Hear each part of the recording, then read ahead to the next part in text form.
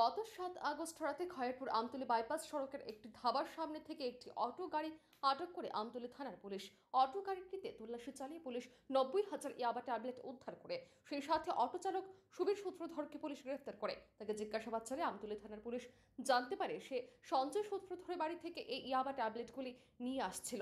তার স্বীকারোক্তির ভিত্তিতেই রবিবার সকালে বাজারঘাট বিওসির সামনে থেকে সঞ্জয় সূত্রধরকে আমতলী থানার পুলিশ জালে তোলে। এদিন আমতলী থানার ওসি পরিতোষ দাস এই সংবাদ জানান। তিনি জানান, ধৃত অভিযুক্ত সঞ্জয় সূত্রধরকে ৫ দিনের পুলিশ রিমান্ডের আবেদন জানিয়ে আদালতে তোলা হবে। এদিন আমতলী থানার ওসি পরিতোষ দাস স্বীকার করেন, এই ইয়াবা পাচারকাণ্ডে মূল মাস্টারমাইন্ড রাজা শাহকে এখনো গ্রেফতার করা যায়নি। তো ৭ই আগস্ট সন্ধ্যার সময় আমরা ৯০,০০০ ইয়াবা ট্যাবলেট সহ সুবীর সূত্রধর নামে একজন লোককে আমরা আটক করি, তার অটো সহ। পরবর্তী সময় তাকে ইন্টারোগেশন করে আমরা জানতে পারি এই সুবীর সূত্রধর সঞ্জয় সূত্রধরের বাড়ি থেকে এই ইয়াবা ট্যাবলেটগুলি নিয়ে এসেছিল।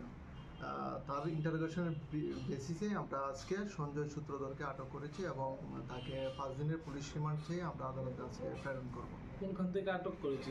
আজকে তাকে আমরা একটা সিক্রেট ইনফরমেশন পেয়েছি, সে গাড়ি দিয়ে আসছে। এই খবরের ভিত্তিতে আমরা বাজারঘাট যে বিওসি আছে, বিওসির কাছ থেকে তাকে আমরা আজকে আটক করতে সক্ষম হয়েছি। উনার বাড়িতে তো এনেছে, উনি কোথায়, এই অটো চালক কোথায় নিয়ে যাচ্ছিল, ওনাকে কি আটক করা হয়েছে?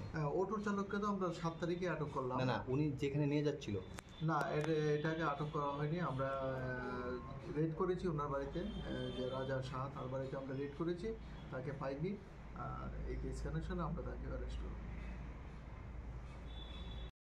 প্রসঙ্গত উল্লেখ্য যে উদ্ধারকৃত ইয়াবা ট্যাবলেটগুলি বাজার মূল্য ছিল আনুমানিক ১,৩৫,০০,০০০ টাকা। এই ইয়াবা ট্যাবলেট পাচারকাণ্ডের মূল মাস্টারমাইন্ড হল রাজা সাহা। তার বাড়ি রাজধানীর পূর্ব থানার অধীন টাউন প্রতাপগড় এলাকায় বলে জানা গেছে।